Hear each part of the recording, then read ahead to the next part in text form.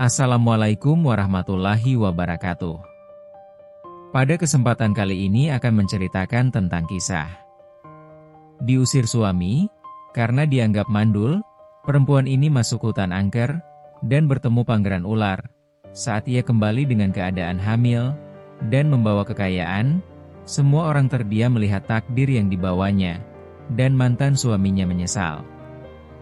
Seperti apa ceritanya? Mari kita mendengarkan sampai selesai. Yang belum subscribe, jangan lupa subscribe dulu ya teman-teman, dan selamat mendengarkan ceritanya. Riyatun selalu bangun lebih awal dari matahari.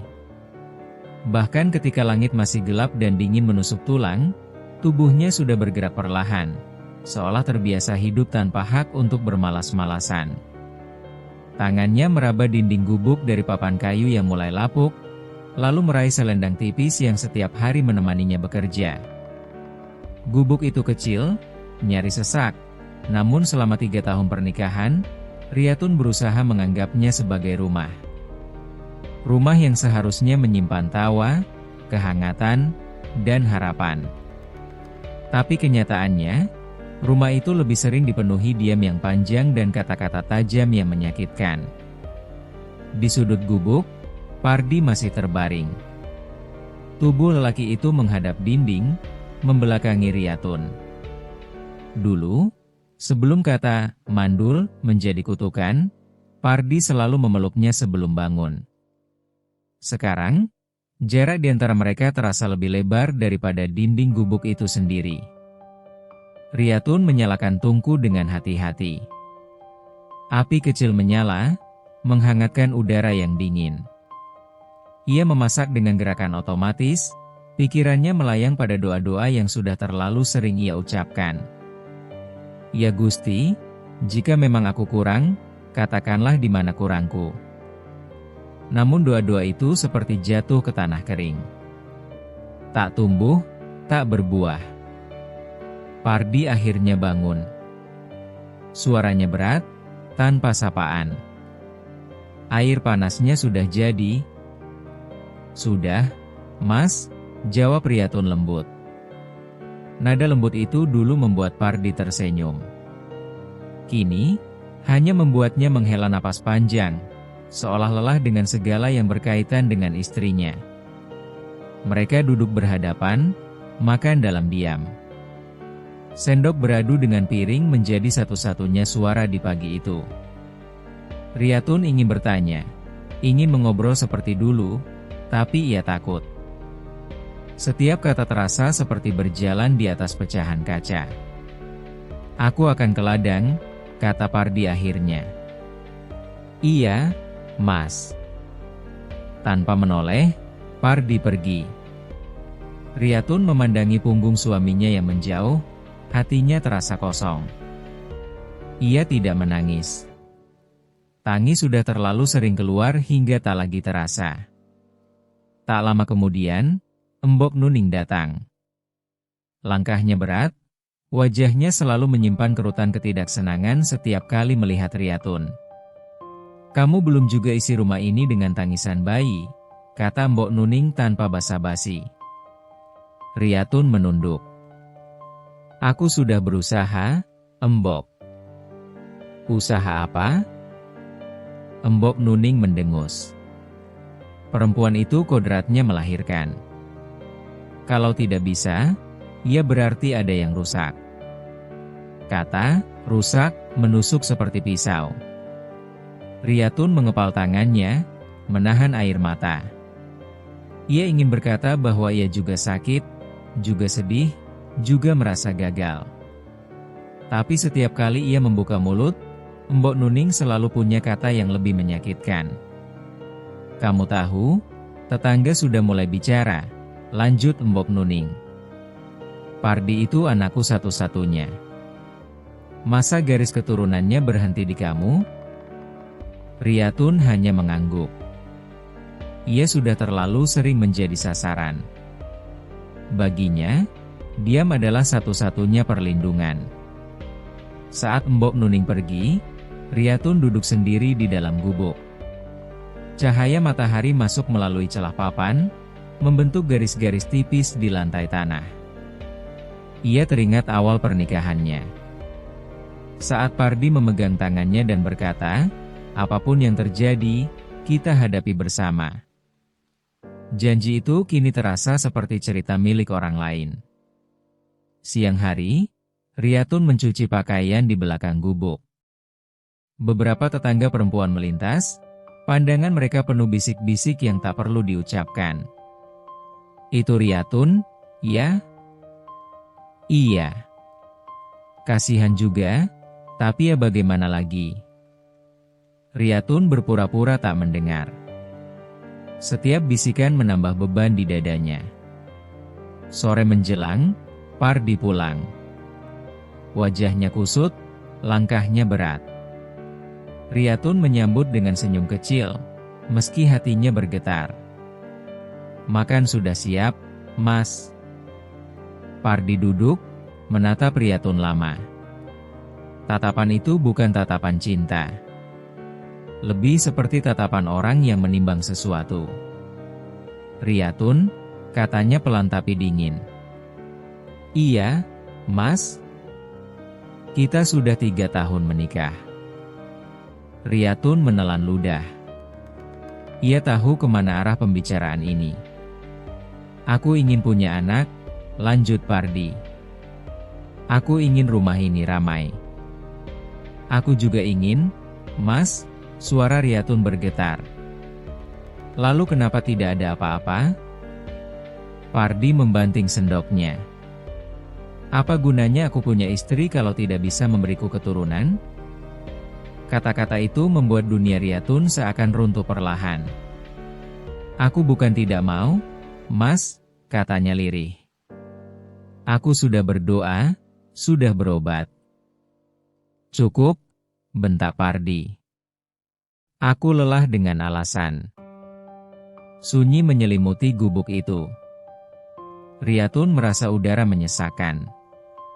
Ia ingin memeluk Pardi, tapi jarak di antara mereka terlalu dingin. Malam itu, Riyatun berbaring membelakangi suaminya. Air mata akhirnya jatuh, membasahi bantal. Ia menutup mulut agar isaknya tak terdengar. Dalam gelap, ia bertanya pada dirinya sendiri. Apakah aku benar-benar tidak layak dicintai hanya karena rahimku belum memberi kehidupan? Gubuk itu berdiri diam, menyimpan semua luka yang tak pernah diucapkan. Di dalamnya, seorang perempuan perlahan kehilangan cahaya, bukan karena ia lemah, tetapi karena dunia di sekelilingnya berhenti memberinya tempat untuk berharap. Dan tanpa Riyatun sadari, malam itu adalah awal dari runtuhnya rumah tangga yang selama ini ia pertahankan dengan segenap jiwa. Pagi itu, Riyatun terbangun dengan dada yang terasa berat. Matanya sembab, bekas tangisan semalam masih jelas terlihat. Namun seperti hari-hari sebelumnya, ia tetap bangkit. Tidak ada ruang untuk lemah di hidup yang terus menuntutnya kuat. Pardi sudah duduk di depan gubuk, mengikat tali sandal dengan gerakan kasar. Tatapannya kosong, rahangnya mengeras. Tidak ada sapaan, tidak ada senyum. "Kita ke dukun hari ini," katanya singkat. Jantung Riyatun berdebar. Antara harapan dan ketakutan saling tarik-menarik di dalam dadanya. Ia ingin percaya bahwa ini akan membawa jawaban, tapi ia juga takut akan satu kata yang terus menghantuinya. "Iya, Mas," jawabnya lirih. Embok Nuning menyusul keluar dari gubuk dengan wajah tegang. Sejak semalam, sorot matanya tajam, seolah sudah mengambil keputusan bahkan sebelum langkah mereka dimulai. "Jangan banyak berharap," ucapnya dingin pada Riyatun.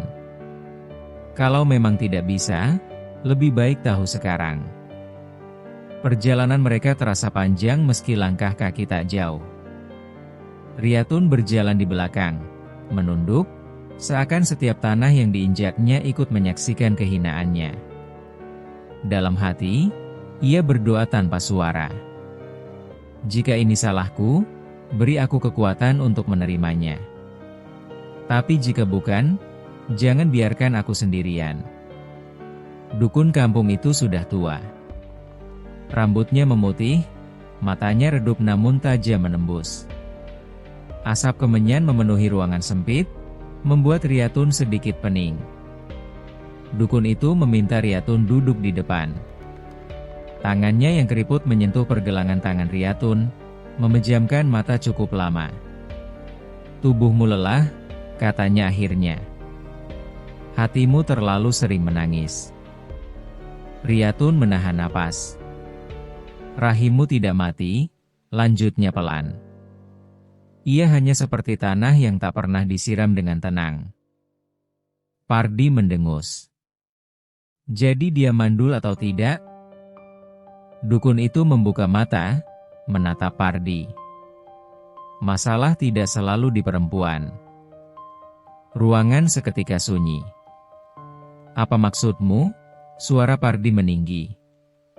"Kesuburan itu berdua," jawab sang dukun tenang. "Kadang yang perlu diperiksa juga." "Cukup." Pardi berdiri. "Aku tidak mau dengar omong kosong." Embok Nuning ikut berdiri, wajahnya memerah. "Jangan mengalihkan kesalahan. Semua orang tahu, yang tidak hamil itu pasti perempuannya." Riyatun merasa lututnya lemas. Kata-kata itu seperti palu yang memecah sisa harapannya. Dukun itu hanya menghela napas. Kebenaran tidak selalu nyaman. Mereka pulang dalam diam. Angin terasa lebih dingin dari biasanya. Sesampainya di gubuk, Pardi langsung melempar tas kecilnya. "Aku malu," katanya dengan suara bergetar. "Aku jadi bahan pembicaraan karena kamu." Riyatun mendekat, air mata menggenang. "Mas, aku tidak pernah berniat menyakiti." "Kamu menyakitiku dengan keberadaanmu," bentak Pardi. Embok Nuning menambahkan dengan tajam, "Perempuan seperti kamu hanya membawa sial." Kata-kata itu menghantam Riyatun tanpa ampun. "Sudah cukup," kata Pardi, suaranya rendah namun penuh amarah. "Aku tidak mau hidup seperti ini lagi." Riyatun menatap suaminya, berharap menemukan sisa cinta. Tapi yang ia lihat hanyalah kekecewaan yang membatu. "Kamu pergi saja," lanjut Pardi. "Aku butuh istri yang bisa memberiku anak." Dunia Riyatun runtuh seketika. "Mas," suaranya pecah. "Aku istrimu." "Kamu bukan apa-apa tanpa anak," potong Embok Nuning. Riyatun berdiri terpaku. Tangannya gemetar, napasnya tersengal. Ia ingin berteriak, ingin membela diri, tapi suaranya hilang entah kemana. Ia masuk ke dalam gubuk, mengambil sedikit pakaian. Tidak ada yang menghentikannya. Tidak ada yang menyesalinya. Saat ia melangkah keluar, Pardi tidak menoleh. Embok Nuning memalingkan wajah. Riyatun berhenti sejenak di ambang pintu gubuk yang pernah ia sebut rumah. Air matanya jatuh ke tanah, membasahi debu. "Semoga kalian bahagia," katanya pelan, lebih kepada dirinya sendiri. Langkahnya menjauh, meninggalkan segala yang pernah ia pertahankan. Di belakangnya, tidak ada panggilan. Tidak ada pelukan terakhir. Hari itu, Riyatun bukan hanya kehilangan rumah. Ia kehilangan harga diri, kehilangan cinta, dan kehilangan tempat untuk pulang. Dan tanpa mereka sadari, keputusan yang diambil dengan amarah itu akan mengubah takdir lebih dari yang pernah mereka bayangkan. Riyatun berjalan tanpa tahu kemana arah kakinya membawa. Tanah yang diinjak terasa asing, meski sebenarnya masih bagian dari dunia yang sama. Setiap langkah terasa berat, seolah ada beban tak kasat mata yang menggantung di pundaknya. Ia tidak menoleh ke belakang. Bukan karena ia kuat, tetapi karena ia tahu, tak ada apapun yang menunggunya di sana. Tangannya menggenggam kain lusuh berisi pakaian seadanya. Itulah satu-satunya harta yang kini ia miliki. Bukan emas, bukan rumah, melainkan sisa-sisa hidup yang baru saja dicabut paksa dari akarnya. Mandul. Kata itu kembali terngiang, berulang-ulang, seperti kutukan yang tidak pernah lelah mengejarnya. Apa aku benar-benar rusak? Bisiknya pada dirinya sendiri. Langkahnya terhenti. Napasnya terengah. Dadanya terasa sesak. Ia menunduk, menekan perutnya sendiri, seolah berharap menemukan jawaban di sana. Tapi yang ia rasakan hanyalah kehampaan dan sakit yang menumpuk. Ia teringat malam-malam ketika ia memeluk perutnya sendiri, berdoa dalam diam.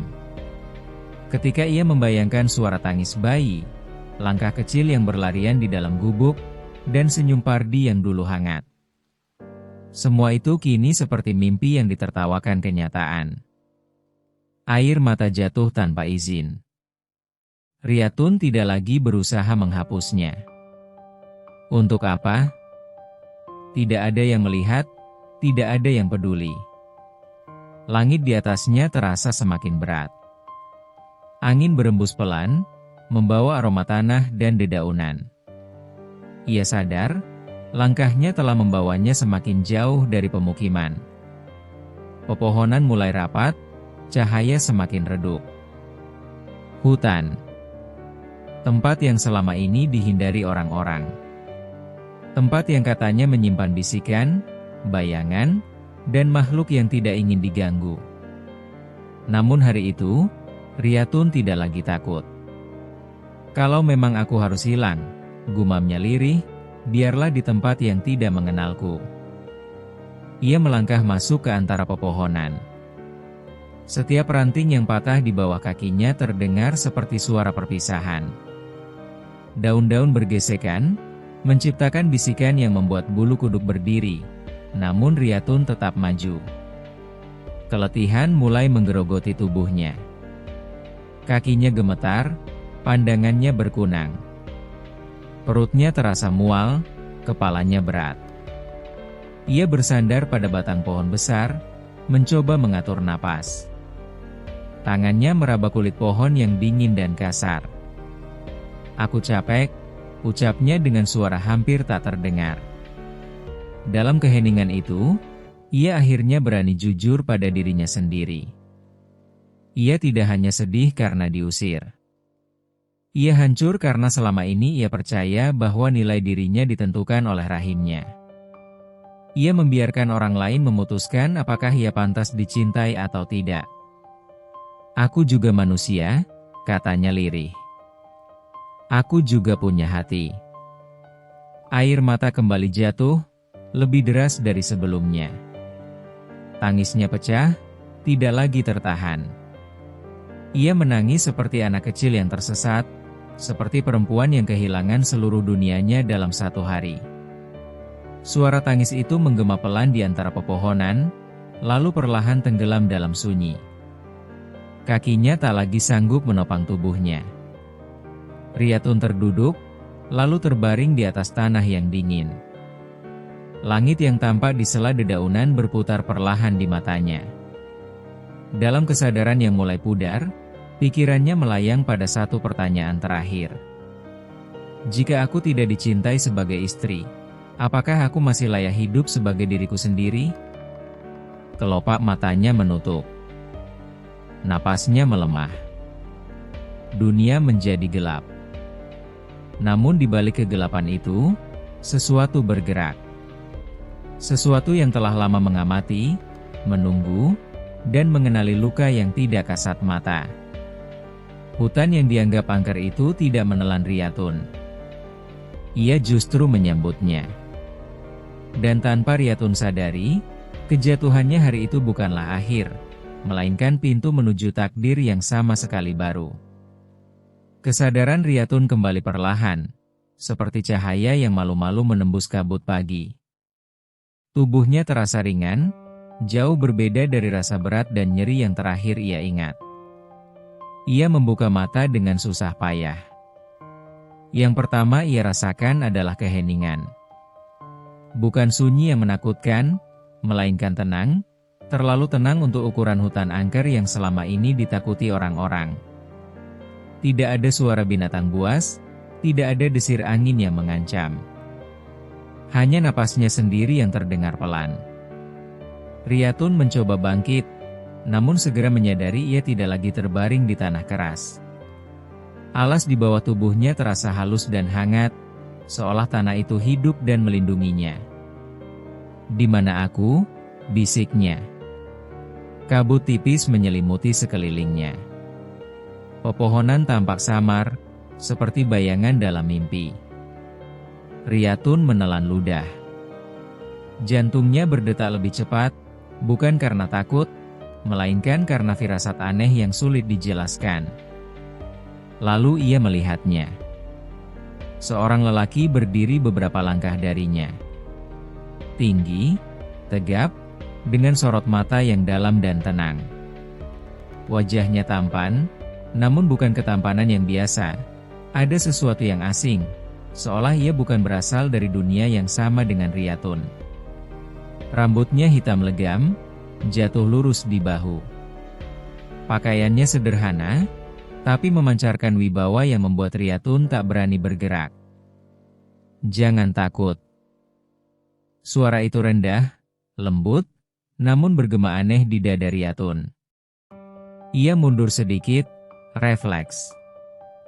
"Siapa? Siapa kamu?" Lelaki itu tersenyum tipis.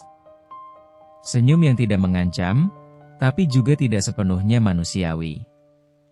"Kau sudah terlalu lama ketakutan," katanya pelan. "Bahkan saat tidak ada yang mengejarmu." Riyatun terdiam. Kata-kata itu terasa seperti menelanjangi seluruh isi hatinya. Aku hanya ingin pergi," ucap Riyatun gemetar. "Kalau ini mimpiku sebelum mati, biarlah cepat selesai." Alis lelaki itu sedikit terangkat. "Kau tidak akan mati di sini." "Bagaimana kamu bisa tahu?" "Karena hutan ini tidak menerima mereka yang ingin menghilang," jawabnya tenang. "Hutan ini hanya membuka diri bagi mereka yang kehilangan arah." Riyatun menatapnya lekat-lekat.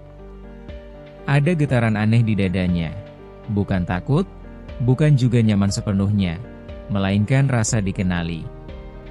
Perasaan bahwa seseorang akhirnya melihatnya, bukan sebagai rahim kosong, bukan sebagai beban. "Kau pingsan karena tubuhmu lelah," lanjut lelaki itu. "Terlalu lama menahan luka." Air mata Riyatun menggenang tanpa ia sadari. "Aku memang lelah." Lelaki itu melangkah mendekat. Setiap langkahnya nyaris tak bersuara. Riyatun ingin menjauh, tapi kakinya seperti berakar di tempat. "Kau tidak rusak," katanya tegas namun lembut. "Mereka hanya tidak tahu cara mencintaimu." Kalimat itu menghantam Riyatun lebih keras daripada semua hinaan yang pernah ia terima. Bahunya bergetar. Tangis yang selama ini ia tahan akhirnya pecah. "Aku sudah berusaha," isaknya. "Aku sudah melakukan semua yang mereka minta." Lelaki itu berhenti tepat di hadapannya, lalu berlutut agar sejajar dengan pandangan Riyatun. Untuk pertama kalinya dalam waktu yang sangat lama, Riyatun merasa tidak dipandang dari atas. "Berusaha untuk siapa?" tanyanya. Pertanyaan itu membuat Riyatun terdiam. Ia tidak punya jawaban. Aku tidak tahu," katanya jujur. Lelaki itu mengangguk pelan, seolah jawaban itu sudah cukup. "Kau aman di sini," ucapnya. "Tidak ada yang akan mengusirmu." "Kenapa?" tanya Riyatun lirih. "Kenapa kamu menolongku?" Tatapan lelaki itu menggelap sesaat, lalu kembali tenang. "Karena aku mendengar tangismu," jawabnya. "Dan karena tidak semua luka harus dibiarkan membusuk." Kabut di sekeliling mereka bergerak pelan. Untuk sesaat, Riyatun merasa melihat bayangan panjang melata di balik tubuh lelaki itu, seperti sisik yang berkilau, lalu menghilang. Jantung Riyatun berdegup keras. "Kamu?" Napasnya tercekat. "Kamu bukan manusia, ya?" Lelaki itu tidak langsung menjawab. Ia hanya tersenyum kecil, senyum penuh rahasia. "Nama bukan hal terpenting sekarang," katanya. "Yang penting, kau masih hidup." Riyatun menunduk, mencoba menenangkan diri. Anehnya, meski ada ketakutan kecil, ia tidak merasa ingin lari. Justru ada kehangatan yang perlahan mengisi rongga hatinya yang kosong. "Bolehkah aku tinggal sebentar?" tanyanya pelan, hampir seperti memohon. Lelaki itu berdiri kembali. "Selama yang kau butuhkan." Riyatun mengangkat kepala. "Siapa kamu sebenarnya?" Lelaki itu menatap jauh ke dalam kabut, lalu berkata dengan suara yang hampir seperti bisikan alam itu sendiri. "Aku penjaga tempat ini." Riyatun tidak tahu apa arti kata-kata itu sepenuhnya. Tapi satu hal ia yakini, pertemuan ini bukan kebetulan. Di tengah hutan yang selama ini dianggap angker, Riyatun menemukan tatapan yang tidak menghakimi. Dan untuk pertama kalinya sejak diusir dari rumahnya, ia merasa diterima. Tanpa ia sadari, takdirnya telah berbelok. Dan lelaki misterius itu, yang kelak ia kenal sebagai Pangeran Ular, baru saja membuka pintu menuju hidup yang sama sekali baru. Kabut perlahan menipis, seakan patuh pada kehadiran lelaki itu. Riyatun melangkah pelan mengikutinya, masih dengan jantung yang berdebar, namun kini bukan karena ketakutan semata. Ada rasa ingin tahu yang tumbuh diam-diam, seperti benih yang menemukan tanah subur. "Kau boleh berhenti kapan saja," kata lelaki itu tanpa menoleh. "Hutan ini tidak memaksa." Riyatun mengangguk, meski ia tahu lelaki itu mungkin tak melihatnya. "Aku hanya belum tahu kemana harus pergi." "Itu sudah cukup," jawabnya singkat. Langkah mereka berhenti di sebuah tempat yang terasa berbeda. Riyatun tidak bisa menjelaskan dengan kata-kata, namun udara di sekelilingnya terasa lebih hangat, lebih hidup. Kabut membuka diri, memperlihatkan ruang luas yang seolah tersembunyi dari mata manusia. Bukan bangunan megah seperti istana dalam dongeng yang pernah Riyatun dengar. Namun tempat itu memancarkan keagungan yang sunyi, tenang, kokoh, dan penuh wibawa. Cahaya lembut memantul dari permukaan tanah, seolah menyambut mereka. Riyatun terdiam. "Ini tempatmu?" Lelaki itu mengangguk. "Tempatku, dan tempat mereka yang tersesat." "Kenapa tidak ada orang lain?" "Karena tidak semua bisa melihat," jawabnya. "Dan tidak semua diizinkan masuk." Riyatun memeluk dirinya sendiri, bukan karena dingin, melainkan karena perasaan yang terlalu penuh. Ia merasa kecil, namun untuk pertama kalinya tidak merasa hina. Lelaki itu mempersilahkannya duduk. Gerakannya penuh kehati-hatian, seolah takut melukai sesuatu yang rapuh. Riyatun memperhatikan setiap detail, cara ia berbicara, cara ia menatap, dan terutama cara ia mendengarkan tanpa menyela. "Kau belum bertanya siapa aku?" kata lelaki itu akhirnya. Riyatun tersenyum kecil, pahit. "Aku takut," jawabannya. Lelaki itu tertawa pelan. Suara tawanya rendah, hampir seperti getaran bumi. "Takut bukan berarti tidak ingin tahu." Riyatun menarik napas dalam-dalam. "Kalau begitu, siapa kamu?" Ia menatap Riyatun lama, seolah menimbang apakah perempuan di hadapannya cukup kuat untuk mendengar kebenaran. "Aku dikenal dengan banyak nama," katanya akhirnya. "Namun manusia menyebutku Pangeran Ular." Dada Riyatun bergetar. Nama itu terdengar asing, sekaligus kuno. Ada gema legenda di dalamnya. Ular, ulangnya pelan. Pangeran ular mengangguk. Penjaga perbatasan. Penjaga kehidupan yang sering disalahpahami.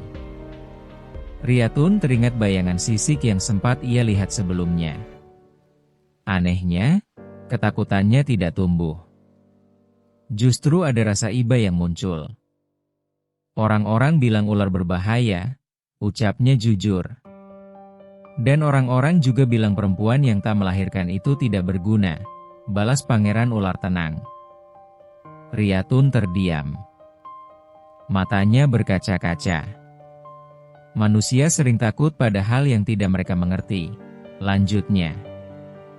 Lalu menyebutnya jahat. Kata-kata itu terasa sangat dekat dengan luka Riyatun. Kenapa kamu membantuku? Tanyanya lagi. Aku tidak punya apa-apa. Pangeran ular tersenyum lembut. Kau punya satu hal yang langka. Apa? Ketulusan yang tidak sempat tumbuh. Riyatun menunduk. Ia merasa telanjang, namun tidak malu. Di tempat ini, kata pangeran ular, kau tidak perlu menjadi siapapun. Kau boleh hanya menjadi Riyatun. Nama itu terdengar berbeda ketika keluar dari bibirnya. Tidak sebagai celaan, tidak sebagai beban. Riyatun mengangkat kepala. Bolehkah aku tinggal lebih lama? Selama kau mau, jawabnya tanpa ragu. Hari-hari berikutnya mengalir tanpa hitungan waktu. Riyatun membantu dengan cara sederhana, membersihkan, menata, menemani. Tidak ada perintah, tidak ada tuntutan.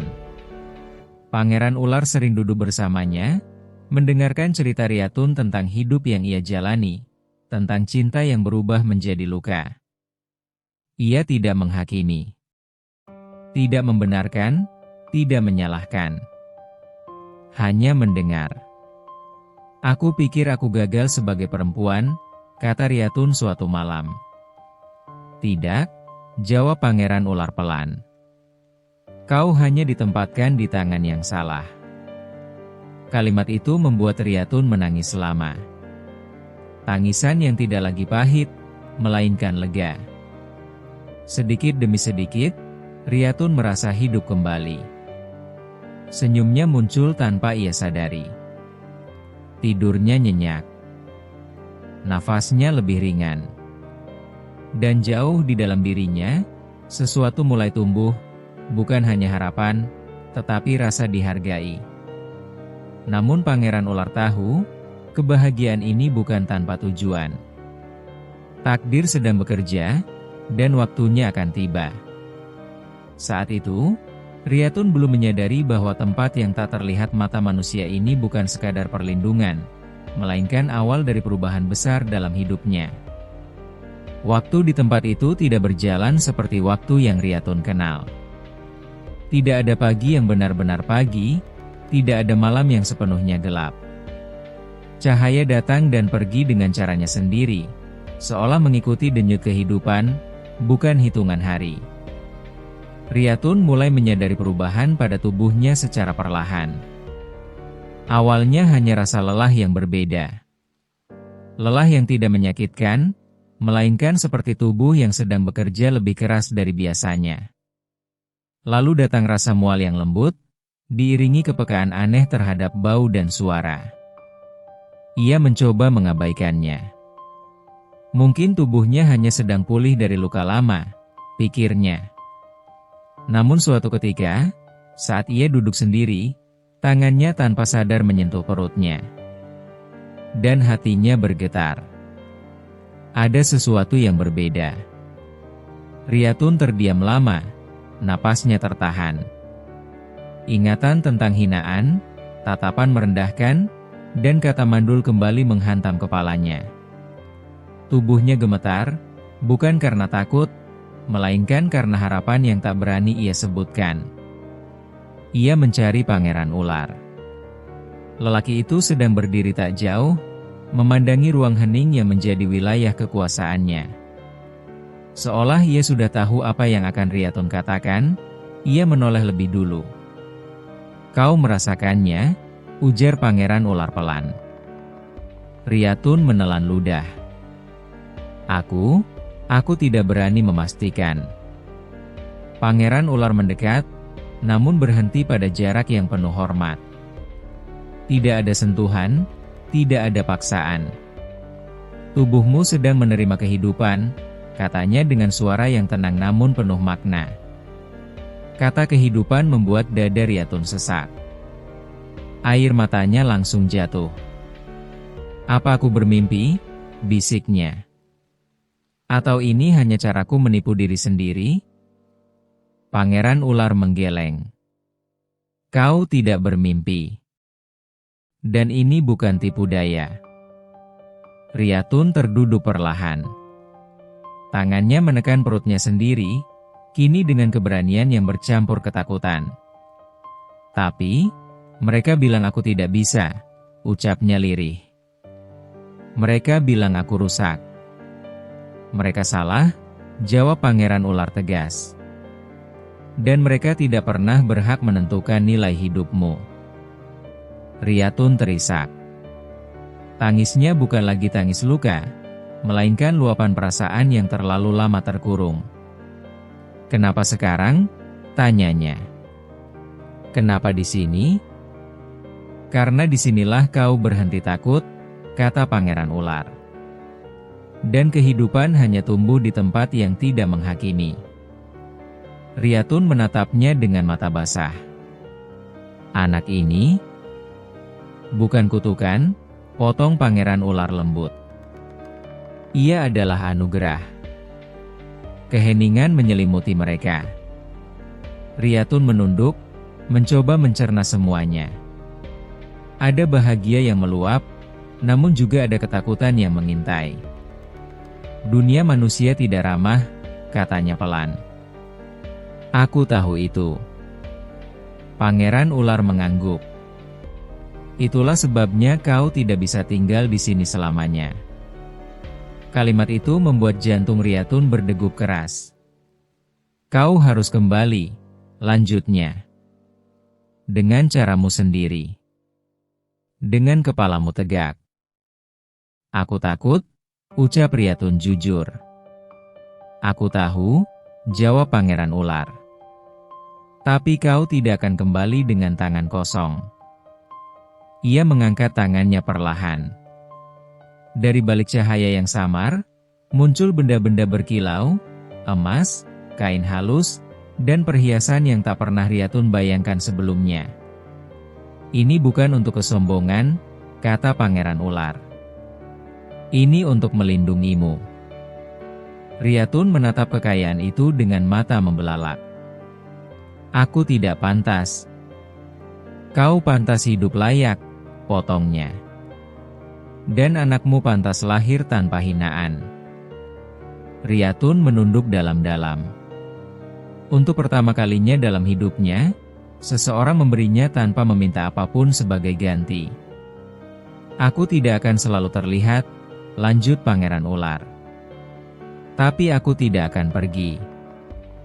Riyatun mengangkat kepala. "Aku tidak tahu bagaimana membalasnya." Pangeran ular tersenyum lembut. "Hiduplah. Itu sudah cukup." Riyatun mengusap perutnya dengan penuh kasih. Di dalam dirinya, benih harapan tumbuh, bukan hanya tentang menjadi ibu, tetapi tentang menjadi perempuan yang utuh. Malam itu, ia tidur dengan tangan di atas perutnya. Senyum kecil menghiasi wajahnya. Tidak ada ketakutan, tidak ada rasa bersalah. Hanya keyakinan. Dan jauh di dalam kesunyian tempat itu, pangeran ular memandang Riyatun dengan tatapan penuh tanggung jawab. Takdir telah bergerak. Kini, dunia manusia harus belajar menerima perempuan yang dulu mereka buang, dalam wujud yang tidak pernah mereka duga. Langkah Riatun menuju rumah lamanya terasa berbeda dari langkah kepergiannya dulu. Tidak ada gemetar, tidak ada punggung membungkuk oleh rasa malu. Setiap pijakan kini mantap, meski di dadanya masih tersimpan sisa luka yang belum sepenuhnya sembuh. Perutnya yang membuncit samar terbalut kain sederhana. Tangannya membawa buntalan yang tampak berat, bukan karena isinya semata, tetapi karena makna yang dikandungnya. Gubuk itu masih berdiri di tempat yang sama. Papan-papannya tetap kusam, atapnya tetap rendah. Namun kini, Riatun merasa seolah ia berdiri di hadapan masa lalu yang telah kehilangan kuasanya atas dirinya. Pardi sedang duduk di depan rumah ketika ia melihat sosok itu mendekat. Awalnya ia menyipitkan mata, ragu. Lalu berdiri perlahan. "Riatun?" Suaranya nyaris tak percaya. Riatun berhenti beberapa langkah darinya. Ia tidak tersenyum, namun juga tidak menunduk. Tatapannya tenang, jauh dari perempuan yang dulu pergi dengan mata basah. "Iya, Mas," jawabnya singkat. Pardi menelan ludah. Pandangannya turun, lalu membelalak. Perut itu bulat, nyata, hidup. "Kamu?" Napasnya tercekat. "Itu?" Riatun meletakkan buntalannya di tanah. "Aku hamil." Dunia Pardi seperti runtuh seketika. Kakinya goyah, ia terduduk kembali tanpa sadar. "Tidak mungkin," gumamnya. "Kamu?" "Mandul," potong Riatun pelan, tapi tajam. "Itu yang selalu Mas bilang, bukan?" Pardi tidak mampu menjawab. Keributan kecil itu memancing Embok Nuning keluar. Perempuan tua itu berhenti di ambang pintu, mulutnya ternganga. "Riatun," suaranya bergetar. "Perutmu?" Riatun menoleh ke arahnya. Tatapannya dingin, namun tidak penuh kebencian. "Seperti yang Embok lihat," katanya tenang. "Aku mengandung." Embok Nuning melangkah maju, matanya menyapu tubuh Riatun dari ujung kaki hingga kepala. Ada keterkejutan, lalu perlahan berubah menjadi kegelisahan. "Anaknya siapa?" tanyanya cepat, nada suaranya penuh kecurigaan. Pardi menegang. Pertanyaan itu menggantung di udara seperti pisau. Riatun menarik napas dalam-dalam. Ia sudah menduga pertanyaan itu akan muncul. "Anak ini," katanya pelan tapi mantap, "lahir dari cinta yang tidak mengusirku." Kalimat itu membuat Embok Nuning terdiam. Pardi menunduk, wajahnya memerah oleh rasa malu dan penyesalan. Riatun membuka buntalannya. Kilau emas dan kain halus memantul di mata mereka berdua. Embok Nuning terkesiap pelan. "Dari mana semua ini?" tanyanya terbata. "Dari tempat yang tidak memanggilku rusak," jawab Riatun singkat. Pardi berdiri, langkahnya goyah saat mendekat. "Riatun," katanya lirih. Aku salah." Riatun menatapnya lama. Dulu, kalimat itu adalah sesuatu yang ia tunggu setiap malam. Kini, ia mendengarnya dengan hati yang telah berubah. "Aku marah," lanjut Pardi. "Aku bodoh. Aku biarkan ibuku." "Cukup," potong Riatun. Suaranya tidak keras, tapi cukup untuk menghentikan Pardi. "Aku tidak kembali untuk membuka luka lama," katanya. "Aku kembali karena aku tidak lagi takut." Embok Nuning menelan ludah. Untuk pertama kalinya, perempuan itu tidak menemukan kata untuk menyerang. Kami bisa mulai lagi," ujar Pardi, nyaris memohon. "Sekarang kamu hamil. Kita bisa jadi keluarga seperti yang seharusnya. Riyatun mengusap perutnya perlahan. Gerakan itu lembut, penuh perlindungan. Keluarga tidak dimulai dari rahim, katanya. Tapi dari cara seseorang diperlakukan saat ia belum memberi apa-apa. Pardi terdiam. Kata-kata itu menghantamnya lebih keras daripada teriakan. Riyatun memandang gubuk itu sekali lagi. Tidak ada rindu. Tidak ada sesal. Hari itu, saat aku pergi, lanjutnya pelan, tidak ada satupun dari kalian yang bertanya apakah aku sanggup bertahan. Embok Nuning menunduk. Tangannya gemetar. Aku sanggup, kata Riyatun. Dan aku kembali bukan sebagai perempuan yang diusir, tapi sebagai perempuan yang memilih. Sunyi menyelimuti mereka bertiga. Angin berembus pelan, seolah menjadi saksi perubahan yang tak bisa ditarik kembali. Riyatun mengangkat buntalannya kembali. Aku tidak datang untuk tinggal. Pardi mengangkat kepala dengan mata berkaca-kaca. Lalu, untuk apa kamu datang? Riyatun menatapnya dengan tenang. Untuk menunjukkan, jawabnya, bahwa aku tidak pernah kekurangan apapun, kecuali dihargai. Ia melangkah pergi, meninggalkan dua sosok yang terpaku dalam penyesalan. Dan untuk pertama kalinya, Pardi dan Embok Nuning menyadari, perempuan yang mereka buang telah kembali sebagai takdir yang tak bisa mereka kendalikan. Malam turun perlahan, membawa udara dingin yang menyelinap ke sela-sela papan gubuk. Pardi duduk sendirian di depan rumah, matanya kosong menatap tanah. Bayangan Riyatun yang pergi dengan langkah mantap terus berputar di kepalanya, seperti luka yang baru disadari setelah darah mengalir deras. Di dalam gubuk, Embok Nuning mondar-mandir gelisah. Perempuan tua itu beberapa kali membuka mulut, menutupnya kembali, seolah kata-kata tak lagi patuh padanya. Kita tidak boleh membiarkannya pergi begitu saja, katanya akhirnya. Dia hamil. Itu darah kita. Pardi menghela napas panjang. Ibu dengar sendiri apa yang dia katakan. Dia masih istrimu, Embok Nuning membalas cepat. Dan sekarang dia membawa anak. Pardi menutup wajahnya dengan kedua tangan. Aku mengusirnya, Bu. Kalimat itu keluar pelan, namun berat. Embok Nuning terdiam. Untuk pertama kalinya, ia mendengar pengakuan tanpa pembelaan.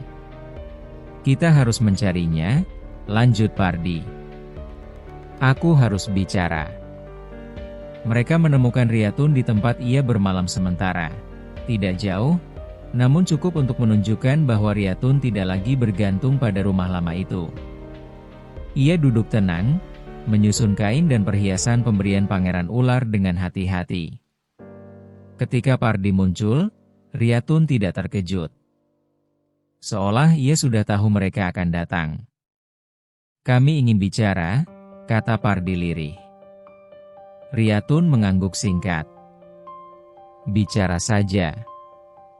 Embok Nuning melangkah maju, suaranya bergetar.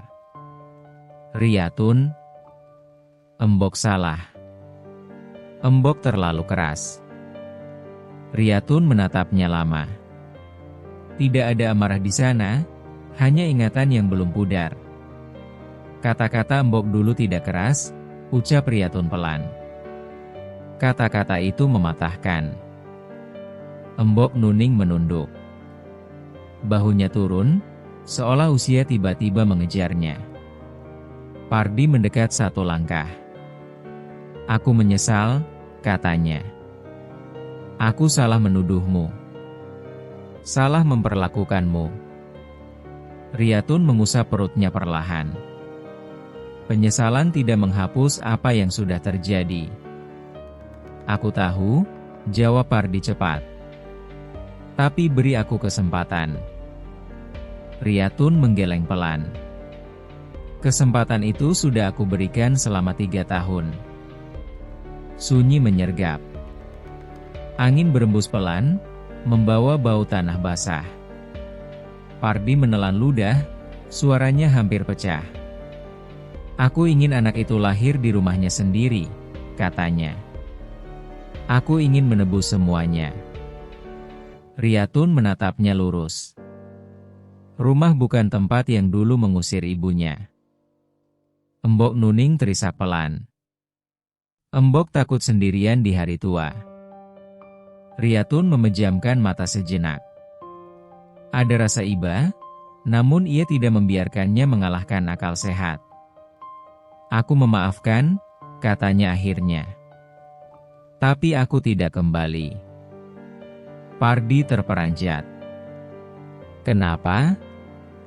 Karena aku akhirnya belajar mencintai diriku sendiri, jawab Riyatun tenang. Dan aku tidak akan mengajarkan anakku bahwa cinta datang setelah ia berguna. Kata-kata itu menghantam Pardi seperti cambuk. Air matanya jatuh tanpa ia sadari. Aku tidak ingin kamu menunggu, lanjut Riyatun. Aku ingin kamu berubah. Tapi bukan untukku. Embok Nuning mengangguk pelan, air matanya mengalir. Embok mengerti, meski terlambat. Riyatun berdiri. Ia tidak mengusir mereka, namun juga tidak menahan. Sikapnya jelas. Kalian boleh pergi, katanya lembut. Dan semoga kalian menemukan damai. Pardi melangkah mundur, menatap Riyatun untuk terakhir kalinya malam itu. Tidak ada lagi tuntutan di matanya, hanya penerimaan pahit. Saat mereka pergi, Riyatun duduk kembali. Ia menarik napas panjang, merasakan beban yang selama ini menindih dadanya perlahan terangkat. Ia tidak menangis. Karena kali ini, ia tidak kehilangan apapun. Ia justru mendapatkan kembali dirinya sendiri. Dan di kejauhan, seolah ada bisikan halus yang menyentuh angin. Sebuah janji bahwa jalan yang Riyatun pilih, meski sepi, adalah jalan yang benar. Pagi datang dengan cahaya yang lembut. Riyatun berdiri di luar, memandang langit yang perlahan cerah. Udara terasa bersih, seolah malam sebelumnya telah membersihkan sisa-sisa luka yang lama mengendap di dadanya. Ia merapikan kain di perutnya, gerakan yang kini terasa alami, bukan lagi penuh kecemasan.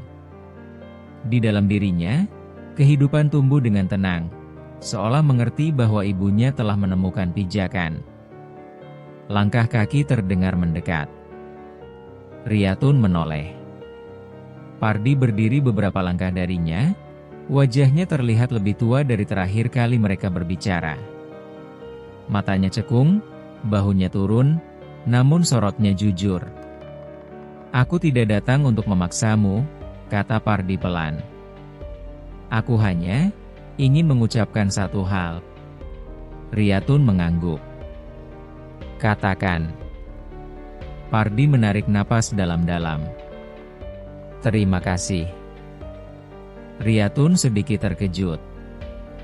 Untuk apa? Karena kamu tidak membalas luka dengan kebencian, jawabnya. Dan karena kamu menunjukkan bahwa aku salah, tanpa harus merendahkanku. Riyatun terdiam sejenak. Kata-kata itu terasa tulus. Aku tidak ingin menang, katanya akhirnya. Aku hanya ingin bebas. Pardi mengangguk pelan. Aku baru sadar, selama ini aku lebih sibuk ingin menjadi laki-laki yang diakui orang lain, daripada menjadi suami yang melindungi. Riyatun memandangnya. Tidak ada lagi getar di dadanya. Tidak ada luka yang berdenyut. Kita semua belajar dengan cara yang berbeda, ucapnya tenang.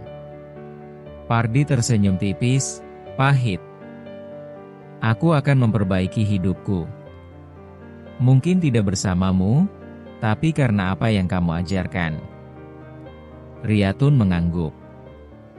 Itu sudah cukup. Mereka berdiri dalam diam beberapa saat.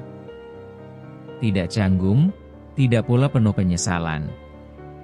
Hanya dua orang yang pernah saling menyakiti, kini berdiri sebagai manusia yang sama-sama belajar.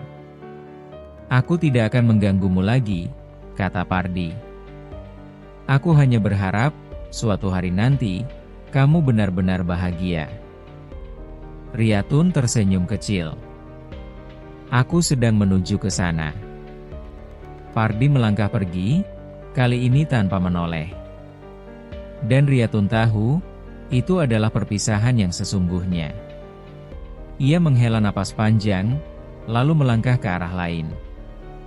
Setiap langkahnya ringan, seolah ia tidak lagi membawa bayangan masa lalu. Di dalam dirinya, ada rasa damai yang baru. Ia tidak lagi menunggu diakui. Ia telah berdiri di atas kakinya sendiri. Riyatun menutup mata sejenak, membiarkan angin menyentuh wajahnya.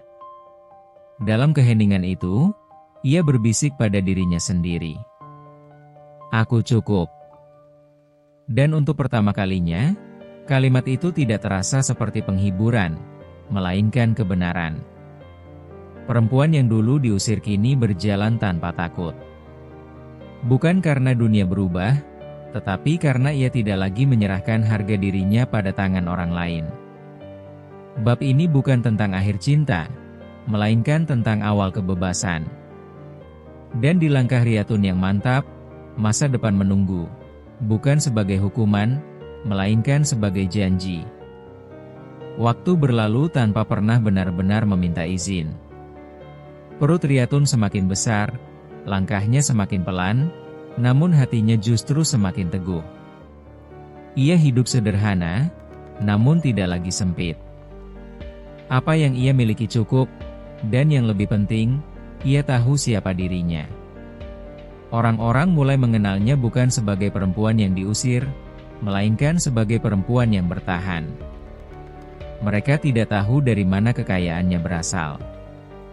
Mereka hanya melihat sikapnya yang tenang, caranya berbicara yang tidak menyimpan dendam, dan tatapan matanya yang tidak lagi menunduk. Pada suatu senja, saat langit berwarna tembaga dan angin berembus lembut, Riyatun duduk sendirian. Tangannya mengusap perutnya perlahan, merasakan gerakan kecil dari dalam. "Kau akan lahir di dunia yang tidak selalu adil," bisiknya lembut. "Tapi ibumu akan mengajarkanmu berdiri." Angin berhenti sejenak. Lalu keheningan itu berubah. Riyatun tidak terkejut ketika merasakan kehadiran yang sangat ia kenal. Tidak ada suara langkah, tidak ada bayangan yang mencolok, hanya rasa hangat yang perlahan memenuhi sekelilingnya. "Kau terlihat lebih kuat," suara itu terdengar, rendah dan tenang. Riyatun tersenyum. "Karena aku tidak lagi takut kehilangan." Pangeran ular berdiri tidak jauh darinya. Wujudnya samar, seperti cahaya yang memilih bentuk manusia. Tatapannya sama seperti pertama kali mereka bertemu, dalam, sabar, dan penuh tanggung jawab. "Kau telah memilih dengan baik," katanya. "Aku hanya memilih untuk hidup," jawab Riyatun. Dan itu ternyata tidak sesulit yang mereka katakan. Pangeran ular tersenyum tipis. Manusia sering menyulitkan hidupnya sendiri. Riyatun menatapnya lama. "Apakah aku akan melihatmu lagi?" "Tidak seperti ini," jawabnya jujur. "Tapi aku tidak benar-benar pergi." Ia melangkah mendekat, lalu berhenti. Tidak menyentuh, tidak melanggar batas. Segalanya selalu penuh hormat. "Anak itu," lanjut Pangeran Ular, "tidak membawa darahku." Riyatun mengangguk. "Aku tahu. Tapi ia membawa warisan," katanya pelan. "Keberanian untuk tidak tunduk pada hinaan." Riyatun menelan ludah. "Itu lebih berharga dari apapun." Angin kembali berembus. Wujud Pangeran Ular mulai memudar, menyatu dengan senja. "Terima kasih," kata Riatun tulus. "Karena melihatku saat aku sendiri." "Terima kasih," balasnya, "karena memilih bertahan." Dan seperti kabut yang terangkat oleh matahari, Pangeran Ular pun menghilang, tanpa perpisahan yang menyakitkan, tanpa janji yang membelenggu. Riatun tidak menangis. Ia hanya menatap langit, lalu kembali menatap hidup yang ada di hadapannya. Kelak, orang-orang akan bercerita tentang seorang perempuan yang diusir karena dianggap tidak berguna, lalu kembali dengan martabat yang tidak bisa disentuh siapapun. Tentang hutan yang tidak memakan, melainkan menyelamatkan. Tentang pangeran ular yang tidak menuntut, hanya memberi. Dan tentang seorang ibu yang mengajarkan pada anaknya satu hal terpenting, bahwa nilai manusia tidak pernah ditentukan oleh rahimnya, hartanya, atau pengakuan orang lain, melainkan oleh keberaniannya untuk tetap hidup dengan kepala tegak. Maka kisah Riatun pun berakhir, bukan sebagai tragedi, melainkan sebagai legenda harapan, yang akan terus diceritakan, selama masih ada perempuan yang berani memilih dirinya sendiri.